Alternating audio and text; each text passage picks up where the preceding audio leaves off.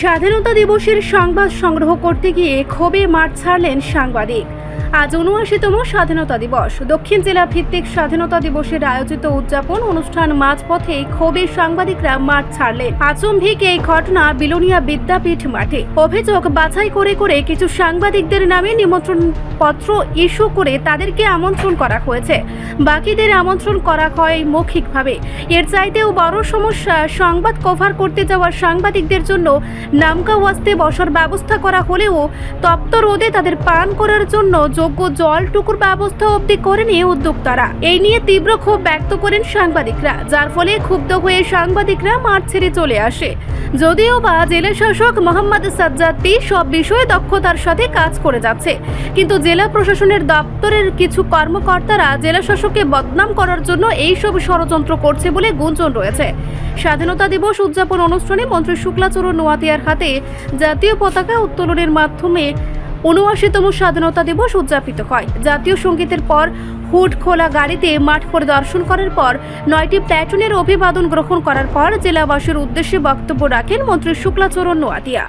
এই পূর্ণ লগ্নে আপনাদের সবাইকে জানাই আন্তরিক অভিনন্দন এবং শুভেচ্ছা।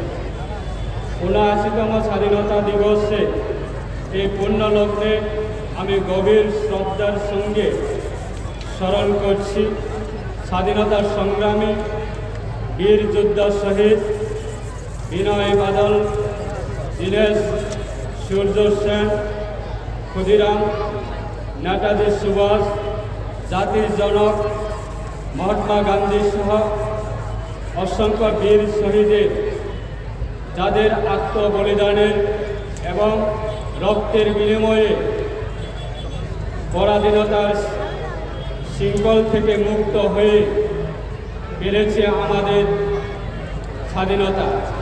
দেশের স্বাধীনতা, সার্বভৌমত্ব ও অখণ্ডতাকে অক্ষুণ্ণ রাখার জন্য যারা জীবন উৎসর্গ করেছেন, সেই সকল বীর জওয়ানদের প্রতি ও গভীর শ্রদ্ধা জ্ঞাপন করছি।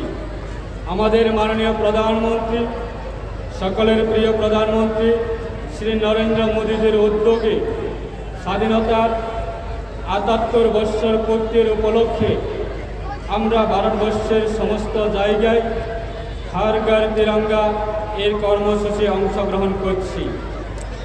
শুধু নাগরিকবৃন্দ, স্বাধীনতার অর্জনের পর বিগত ৭৮ বৎসর আমাদের দেশের শিক্ষা, সংস্কৃতি, স্বাস্থ্য, পানীয় জল, বিজ্ঞান ও প্রযুক্তি, মহাকাশ গবেষণা, ক্রীড়া, কৃষি, পর্যটন, প্রতিরক্ষা, দারিদ্র্য বিমোচন, বিদ্যুতায়ন, যোগাযোগ ইত্যাদির ক্ষেত্রে উল্লেখযোগ্য অগ্রগতি এবং কৃষি বিপ্লব হয়েছে।